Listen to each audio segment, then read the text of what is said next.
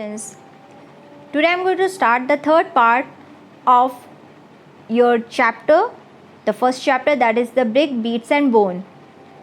हम already Harappan civilisation के introductory part, साथ में वहाँ पर किस तरह से एग्रीकल्चर होता होगा, वाटर रिजर्वर्स कैसे थे, वो लोग क्या खाते होंगे, किस जानवरों को डोमेस्टिकेट करते होंगे, इन सब चीज़ों के बारे में ऑलरेडी पढ़ चुके हैं.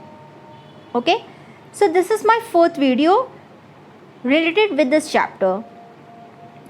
इस चैप्टर में हम पढ़ने जा रहे हैं मोहनजोदारो के बारे में, अ planned urban centre. Okay, perhaps the most unique feature of the Harappan civilization was the development of urban centers. ये बहुत बड़ी बात है कि हम इसको एक अर्बन डेवलपमेंट के नाम से जानते हैं. हड़प्पन सिविलाइजेशन को हम एक अर्बन सेंटर कहते हैं. अर्बन सेंटर मतलब कि शहरी जीवन यहाँ पे लोग जीते होंगे. ठीक है, यानी ये लोग मॉडर्नाइज थे. एग्रीकल्चर के अलावा बाकी तरह के भी ऑक्यूपेशंस यहाँ पर फॉलो किए जाते थे. आपको पता है कि रूरल और अर्बन एरिया में कैसे डिफ्रेंशिएट करते हैं, और उसका एक मेन बेस ऑक्यूपेशन भी होता है. तो हमने देखा है कि नगरीय जीवन, ओके, या फिर एक अर्बन लाइफस्टाइल हम हड़प्पन सिविलाइजेशन के लोगों को फॉलो करते हुए देखते हैं. सो इन दैट कंटेंट कहा जा रहा है कि हड़प्पन सिविलाइजेशन का अगर हम देखें, एक वो सिविलाइजेशन को देखें, तो उसका एक बहुत इम्पॉर्टेंट, एक बहुत ही यूनिक फीचर रहा है development of urban centres. Let us look at one such centre, Mohenjodaro, more closely. अब इसमें क्या कहा जा रहा है, ये अर्बन सेंटर्स में एक एग्जाम्पल दिया जा रहा है किसका, मोहनजोदारो का. Although Mohenjodaro is the most well known site, the first site to be discovered was Harappa. चाहे मोहनजोदारो जो है आपका एक बहुत ही फेमस, एक बहुत ही वेल नोन साइट, मतलब सब लोग जानते हैं इस साइट को, हर कोई या बहुत डेवलप एरिया रहा हो, लेकिन हड़प्पन सिविलाइजेशन की सबसे पहली खोज कौन सी साइट थी, हड़प्पा एरिया थी. और इसीलिए इंडस वैली सिविलाइजेशन को हड़प्पन सिविलाइजेशन कहा भी गया, क्योंकि सबसे पहला साइट जो इंडस वैली सिविलाइजेशन का खोजा गया था वो हड़प्पा एरिया था. तो उस साइट के बेसिस पे, उस साइट के ऊपर ही इस सिविलाइजेशन का नाम रखा गया था, वो था हड़प्पन सिविलाइजेशन. अब ये जो अर्बन सेंटर्स है, वहाँ पर लोग रहते कैसे थे. The settlement is divided into two sections, one smaller but higher and the other much larger but lower. Okay, तो ये जो सिविलाइजेशन थी, ये उसमें जो आपका शहरी इलाके थे, वहाँ पर लोग रहते कैसे थे. ठीक है, तो वहाँ पर दो एरिया कहा गया. एक कहा गया कि एक छोटा सा एरिया था लेकिन ऊंचे हाइट पे बना हुआ था. ठीक है, और दूसरा जो था वो बड़ा एरिया था लेकिन नीचे प्लेटफॉर्म पे बना हुआ था, मतलब नीचे हाइट पे बना हुआ था. तो एक ऊंचे एरिया पे बना है और एक नीचे एरिया पे बना है, यानी इन दो एरियाज़ पे दो डिफरेंट कैटेगरी या इकोनॉमिक स्टेटस के लोग रहते होंगे. Okay, archaeologist designated this as the citadel and the lower town respectively. तो जो छोटा एरिया और जो हायर था, ठीक है, जो ऊंचा बना हुआ था, ऊंचे प्लेटफॉर्म पे बना हुआ था, वो क्या है, उसको सिटाडल कहा गया. और जो नीचे आपका था, जो आपका बड़ा एरिया था लेकिन हाइट पे लोअर था, मतलब नीचे बना हुआ था, ठीक है, वो क्या है, लोअर टाउन कहलाया गया. Okay, the citadel owns its height to the fact that buildings were constructed on a mud brick platform. अब सिटाडल हमने कहा कि छोटा एरिया था लेकिन ऊंचे हाइट पे बना था, तो ये ऊंचा हाइट कैसे होगा, या तो पहाड़ों पे बना गया होगा, या तो हमने कुछ ऐसे प्लेटफॉर्म बनाए होंगे उसके ऊपर बनाया गया. तो जब रिसर्चर्स ने रिसर्च किया तो उन्हें देखा कि वहाँ पर प्लेटफॉर्म बनाए गए हैं. कैसे प्लेटफॉर्म, मड ब्रिक्स प्लेटफॉर्म बनाए गए हैं, जिसके बेसिस पे इस पर्टिकुलर कंस्ट्रक्शन को हाइट मिली है.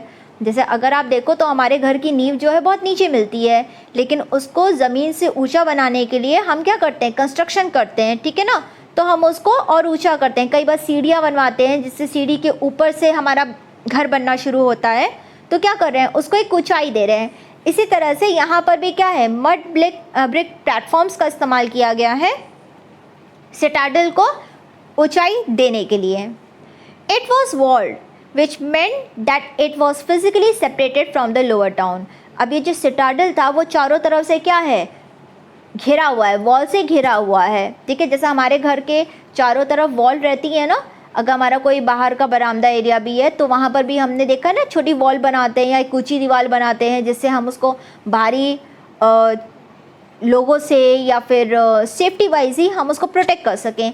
तो इसी तरह से हमने कहा जो सिटाडल है उसकी भी चारों तरफ क्या है, वॉल बनी हुई है। और माना गया कि ये वॉल इसलिए बनाई गई थी जिससे ये सिटाडल जो है लोअर टाउन से अपने आप को सेपरेट रख सके, यानी कि लोग यहाँ पर आने में भी उनको परमिशन लेनी होती होगी, हर कोई यहाँ पर नहीं आ पाता होगा। The lower town was also walled. Several buildings were build on platform which serve as foundations. अब सिटाडल का तो हमने बता दिया कि उसको वॉल किया गया था, और इसलिए किया गया होगा कि लोअर टाउन वाले जो हैं लोअर टाउन से इसको सेपरेट रखा जा सके, और शायद इसकी एंट्री गेट भी एक सिंगल होती होगी, यानी कोई भी एंटर करे तो वो भी परमिशन लेकर ही आ सके। हर किसी को परमिशन नहीं होती होगी सिटाडल में एंटर होने की, तो उसका तो एक रीज़न दे दिया गया। लेकिन साथ में ये भी कहा गया कि मोहनजोदारो में जो लोअर टाउन था वो भी क्या है, दीवारों से घिरा हुआ है, यानी दोनों एरिया को अलग अलग एरिया की तरह कैटेगराइज किया गया है, यानी दो इकोनॉमिक स्टेटस वाले लोग जो हैं वो दो एरिया में रह रहे हैं और उन दोनों एरिया को चारों तरफ से दीवारों से घेरा गया है। अब यहाँ पर जो कई बिल्डिंग्स है, लोअर टाउन में कई बिल्डिंग्स जो हैं वो प्लेटफॉर्म पे बनी हुई है। ठीक है, बहुत ऊंचा प्लेटफॉर्म नहीं होगा लेकिन फिर भी प्लेटफॉर्म पे बनी हुई है जो उसको एक पूरा फाउंडेशन का बेस दे रही है। It has been calculated that if one labour move रफली a cubic metre of earth daily just to put the foundation in place, it would have required 4 million person days. In other words, mobilizing labor on a very large scale. अब कहा गया कि अगर समझ लो कि इस platform को बनाने में हम एक लेबर के काम की बात करें तो कहा गया कि एक लेबरर जो है वो रफली जो है एक दिन में शायद 1 क्यूबिक मीटर का प्लेटफॉर्म बिछा पाता होगा। तो अगर इस तरह से हम बात करें तो बहुत ज़्यादा अमाउंट लोग चाहिए, बहुत ज़्यादा लेबर्स चाहिए इस पूरे प्लेटफॉर्म को बिछाने के लिए, और शायद बहुत ज़्यादा दिन भी चाहिए। ठीक है, कोई मशीनरी तो उस ज़माने में होती नहीं थी, सब लोग हाथ से ही ज़्यादातर काम करते थे। ठीक है, तो अगर मैं बात करूँ इस चीज़ की तो इस पे कहा गया कि अगर एक जो लेबर है 1 क्यूबिक मीटर का काम जो है रोज़ कर पाता होगा तो इसका मतलब है इस प्लेटफॉर्म को बिछाने के लिए पहली बात तो बहुत ज़्यादा नंबर के लेबर्स की ज़रूरत है, और दूसरी चीज़ बहुत ज़्यादा दिन लगे होंगे।